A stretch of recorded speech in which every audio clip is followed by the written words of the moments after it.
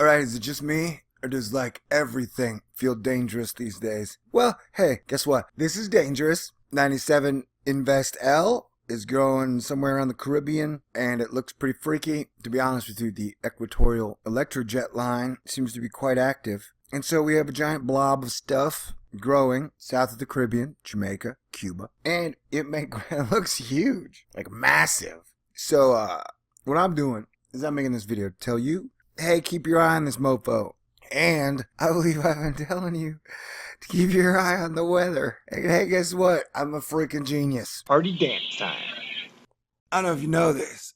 Thor News is for winners, and that's why you're here.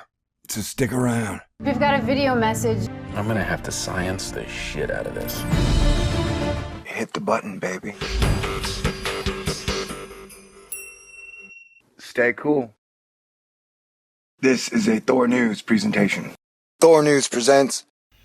Welcome to Asteroid Fight Club. I'm your host, Thor. Today we have an invest area here in the Pacific as well as one here in the Central Atlantic, but the one we're really watching is into the Caribbean right now. Invest 97L. If we will just take a look at all the red that's going on across the bottom, I think that one hurricane off the Pacific coast has been there for like a week. And then look off the southern coast of Mexico, it's going crazy there as well. It is just a crazy world getting crazier. Because you know what? The sun's been freaking out. And when the sun freaks out, the earth weather freaks out. So that's what we got going on, people. True story.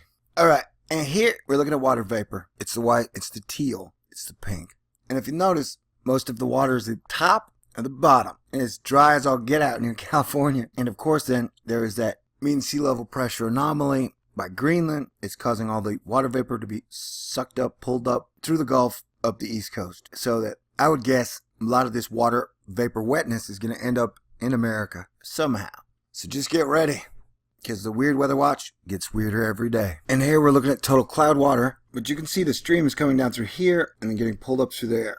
And whereas that may not look like a ton of water to you, like that is almost half of Texas. So if you dumped a bunch of water over half Texas, that would cause problems. It's bigger than Florida.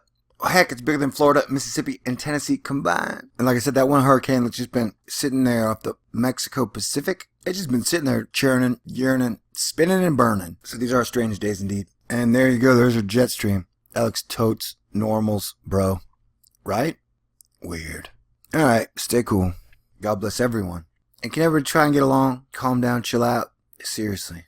Peace out. But right now, there is a 70% chance of future development over the next 5 days. If it does move this way, it's moving over water temperatures that are deep and warm. So a lot of the models are calling for this to move into a less shear environment, which means as it passes by Jamaica, a better chance for possible development. And then it does start to threaten Mexico and eventually possibly even the Gulf of Mexico, which means we could have some direct impacts or even indirect impacts here in the U.S.